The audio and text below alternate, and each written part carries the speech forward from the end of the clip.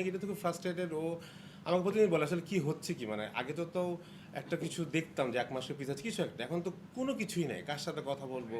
আমরা এটা নিয়ে আসলে আপনার কাছে এসেছি এবং একটা তো আমাদের আসলে কোনো কিছু তো একটা আসলে জানা দরকার যে আসলে কি হচ্ছে। তারা যদি নাও পারে অগ্রগতির কি কি কারণে সবাই সবাই যে যার মতো আসলে দায়সারাভাবে জিনিসটা ছেড়ে দিচ্ছে। যে আর যেই গভর্নমেন্টের সময় হয়েছে সেই গভর্নমেন্ট চলে যাওয়ার পর ইন্টারিম গভর্নমেন্টের সময় আমরা একটা আশারও দেখেছিলাম এবং তারপরে তো টাস্কফোর্স গঠন করা হলো। আমরা আশা করলাম যে এবার হয়তো হবে, 6 মাস একটা সময় বেঁধে দেওয়া হয়েছিল। 6 মাস পর নতুন গভর্নমেন্ট যখন আসলো, এই এই কয় মাসে কিন্তু এই গভর্নমেন্ট আসলে এই বিচারটা নিয়ে, তদন্ত নিয়ে একটা কোনো কোনো শব্দ আসলে ব্যবহার করেননি। তো আমাদের তো আসলে হতাশা, আমরা তো এমনি হতাশা ডুবে আছি, তাও তো আমরা আসলে যতদিন বেঁচে আছি এটার আশা খুঁজবো। আর ইন্টারিম গভর্নমেন্টের পর যেই টাস্কফোর্স তারা কিন্তু এখন আছে এবং লম্বা সময়, তারা 1.5 বছর ধরে বন্ধ করছে। আগে 1 মাস করে হতো, এখন সেটা 6 মাস করে বাড়ছে। আমাদের তো আসলে একটাও তো আমাদের একটা কিছু, মানে ওনার কোনো কথা বলে না। এবং আমি বললাম যে টাস্কফোর্সের আসলে আমি টাস্কফোর্স হেডকে কোনোদিন দেখিনি, তার সাথে কোনো, তারা বলছে তার একদিন ডাকবে, তার একদিন বাসায় গেছে আমাদের সাথে কথা বলতে, মেঘের সাথে কথা বলেছে।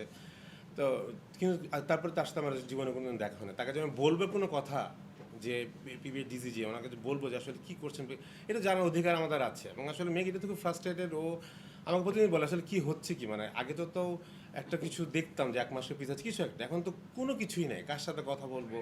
আমরা এটা নিয়ে আসলে আপনার কাছে এসেছি এবং একটা তো আমাদের আসলে কোনো কিছু তো একটা আসলে জানা দরকার যে আসলে কি হচ্ছে। তারা যদি নাও পারে অগ্রগতির কি কি কারণে সবাই সবাই যে যার মতো আসলে দায়সারাভাবে জিনিসটা ছেড়ে দিচ্ছে। যে আগের গভর্নমেন্ট করেছে বা আগের তদন্তকারী কর্মরত করেছে, তাদের অগ্রগতি কী, তারা এই 16 মাসে কী পেলো, কিছু তো একটা আসলে আমাদের তো মানুষ না জানার দরকার নেই। বা এই যে চুপচাপ থাকা, এই যে বললো যে নথি পুড়ে গেছে, এগুলো তো অনেক ধরনের পারসেপশন ক্রিয়েট করে, যেটা আসলে আমাদের কিন্তু মানসিকভাবে আমরাও যেমন আসলে প্রচণ্ড হতাশাগ্রস্ত হয়ে যাই, মানুষের একটা কোয়ারি থাকে, তারাও নানা রকম গল্প বলে যেটা আসলে আমাদেরকে মেন্টালি এফেক্ট করে। 14 বছর পর এসে আসলে মেন্টালি এফেক্ট করে। সো এই যে একটা আসলে এই যে একটা মানে এইরকম একটা ফ্রাস্ট্রেটিং জীবন, আসলে এটাতে মুক্তি আসলে আমরা ভয় পাবো। আমরা তো বিচার চাবো, বিচার সারা জীবনই চাবো, কিন্তু কিছু তো একটা তদন্তকারী কর্মকর্তা আসলে ওনারা কী বলছে, ওনারা কী করছে কিছুই আমরা জানি না। 14 মাসের কোনো অগ্রগতি থাকবে না, এটা কোনো জবাব দিতে থাকবে না। আমরা শুরু থেকে বলে আসছি যেই তদন্তকারী কর্মকর্তা ফেলার হচ্ছে তাদেরকে তো জবাব দিয়ে তার আওতায় আসলে আনা উচিত। নাহলে কি কোনো কোনো তারা আসবে, তাদের পোস্টিং হবে, তারা চলে যাবে, আমরা অন্তত ঘুরতে থাকবো। এটা একটা তো কিছু থাকতে হবে। আমাদেরকে অনেকজন জিজ্ঞেস তোমাদের অবস্থা কি এইসব এইসব, তখন উত্তর দিতে পারি না।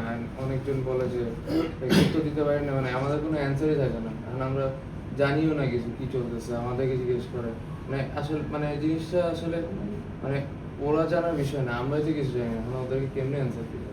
মানুষ হচ্ছে বলে আমাদের বিচার হবে না, আমি হয়তো ওর চেয়ে ব্যাপারটা রিয়েলিটিটা আমি ভালো বুঝি, কিন্তু ওর মানুষের থেকে যে শোনার আসলে মানে জিনিসটা শোনাটা যে কী লেভেল, আসলে আমাদের রাতারে যেসব ফ্যামিলি এখন আসতেছে বিচারহীনতায় ভুগে ভুগে, তারাই একমাত্র বুঝতে পারবে, এছাড়া কারোর পক্ষে আসলে বোঝা সম্ভব না। এবং এটা কিন্তু একটা সংস্কৃতি, সাগরণী পরিবারের ব্যাপার না। আমার কাছে মনে হয় এটা বাংলাদেশের মানুষের, আপনি আমার সাথে বাংলাদেশের জীবন আনাচে কানাতে যান, সবাই এটা সম্বন্ধে জানে, সবাই এটা সম্বন্ধে এখনো সেম রকম মানে তাদের হচ্ছে আপনার জানার আগ্রহ।